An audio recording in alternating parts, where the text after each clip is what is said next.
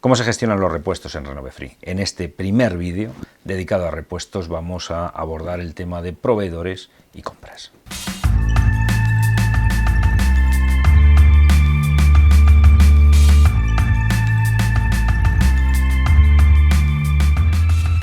A la hora de gestionar los repuestos tendremos que comenzar por crear proveedores, crear los repuestos y gestionar pedidos de estos repuestos.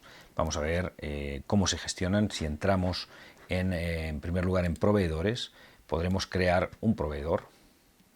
Podemos meter todos los datos del proveedor que deseemos.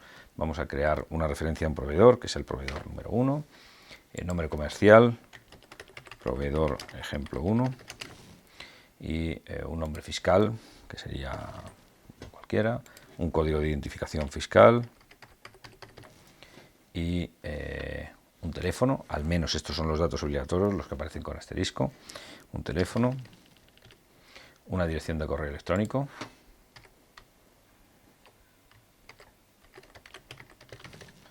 y esos son los datos mínimos, aunque podemos tener muchos más datos.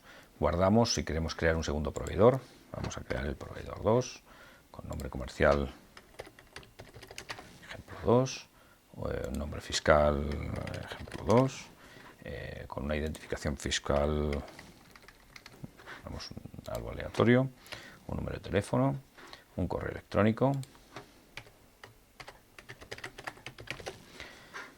y con esto hemos creado al menos dos proveedores. ¿Qué deberemos hacer a continuación? Tenemos que crear repuestos. Para crear un repuesto, en el menú Almacenes y Repuestos, nos vamos a Repuesto y creamos un nuevo repuesto. Creamos, vamos a asignarle una referencia, a 1000, le llamamos de alguna manera, junta tórica,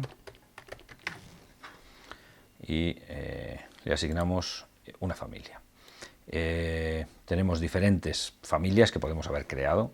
Vamos a pensar que esto es un aceite y dentro de otros, pues el stock recomendado, podemos indicar si queremos tener un stock para que nos avise el sistema si pues ya no tenemos de este stock, y guardamos. Importante guardar antes de continuar. Una vez que ya lo hemos guardado, podemos añadir especificaciones y podemos añadir quiénes son estos los proveedores de estas sustancias. Vamos a poner que el proveedor es proveedor ejemplo 1 y en qué equipos podría utilizarse. Pues vamos a la estructura de planta y decimos que vamos a utilizar este repuesto en el compresor número 1. Hemos creado ya un repuesto. Podemos crear tantos repuestos como queramos. Es importante que indiquemos si este repuesto es un consumible o un componente. ¿Cuál es la diferencia entre consumible y componente? Muy importante entender esta diferencia.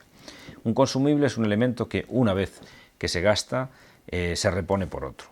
El consumible no viene identificado, no tiene número de serie, tiene cierta rotación.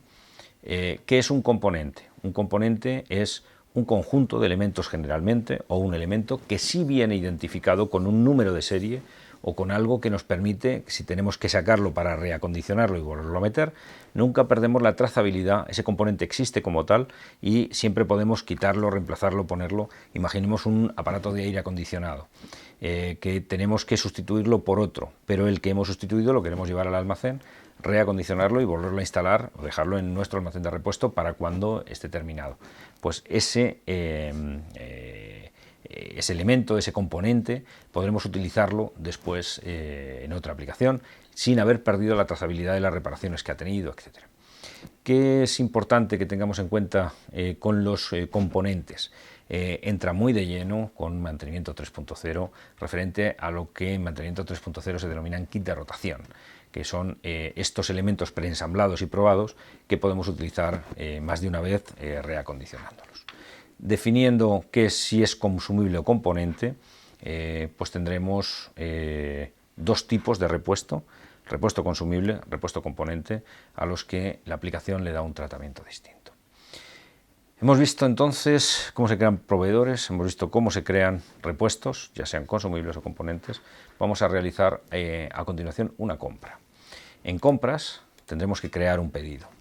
En este pedido podemos crear dos tipos de pedidos. Pedidos que van destinados al almacén, a tenerlos en nuestro almacén, y pedidos que van destinados a una orden de trabajo, que ya tienen, ya sabemos que tienen que ir directamente a una orden de trabajo. Esta opción evita tener que llevarlo al almacén y después meterlo en el almacén y sacarlo del almacén. Si ya sabemos que va a ir a una orden de trabajo directamente, que ya impute directamente esa orden de trabajo. Pues vamos a pensar en este caso que va a ir almacén. Elegimos un proveedor de la lista. Bueno, creamos uno nuevo. Elegimos un proveedor de la lista. Vamos a estos proveedores que hemos creado. Proveedor ejemplo 1 y generamos un número de pedido. Ya tenemos el número de pedido. Vamos a añadir elementos. Vamos a añadir, por ejemplo, un aceite. Pues este, por ejemplo. Vamos a decir que queremos una unidad y el precio por unidad lo podemos poner ahora, lo podemos poner más tarde. Pensemos que son 120.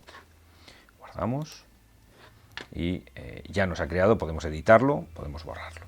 Hemos visto en este vídeo cómo se gestionan los pedidos, cómo se gestionan las compras, cómo somos capaces de ordenar una pieza bien con cargo almacén, bien con cargo almacén. Vamos a ver en el siguiente vídeo cómo se gestionan los almacenes, cómo se crean almacenes y cómo se estructuran almacenes.